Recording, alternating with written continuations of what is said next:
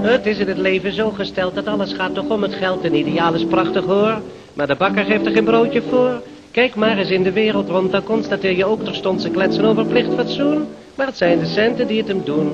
Een kamerlid die 4 jaar zit en heeft gepraat over de daad. Als vurig tolk voor een deel van het volk, maakt na een jaar het bekend gebaar. Want zo'n klant die dient het land met veel verstand, maar contant. Want kreeg hij lauw, dan zei hij gauw dank voor de eer, het spijt me zeer. Ik ben niet gek, ik hou mijn mond. 4000 pop zijn heel gauw op. Maar na 4 jaar staat hij weer klaar en brult zich lam voor zijn programma. Dat stomme volk zegt hij wordt toch nooit wakker. Ik zit er weer in, hij is voor de bakker. Mijn buurman, een hele jonge vent, is met het werken onbekend. Die trouwde gisteren, het is waar, met een weduwe van 50 jaar. De buurt die spreekt er schande van, want het is een hele jonge man, maar hij lacht ze brutaaltjes uit. En gisteren was zijn vrouw de bruid.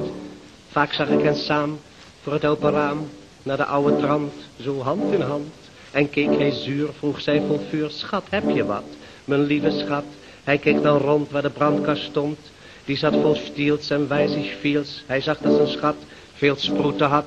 Hij keek haar aan, wat een baviaan. Maar dacht met 2 ton word ik morgenochtend wakker. Oh, wat is ze lelijk, maar hij is voor de bakker.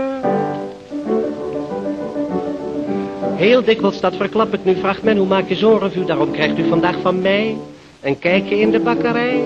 Het is een heel eenvoudig ding en iedere mislukkeling, een wanproduct, een stuk malheur, wordt tegenwoordig directeur. Je neemt een vent die dansen kent, dan een ballet in elkaar gezet.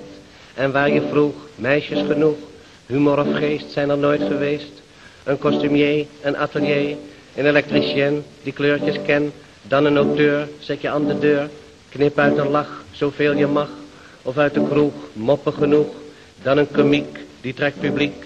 Het meest nog heus met een reuze neus. Zijn jas te nauw, het publiek ligt flauw. Het lacht zich blauw, zo komen gauw. Om 10:00 laat je pakjes zien met felrood licht. Een fijn gezicht en fijntjes lacht de directeur, zo'n gladakker. Alle rangen uitverkocht, hij is voor de bakker.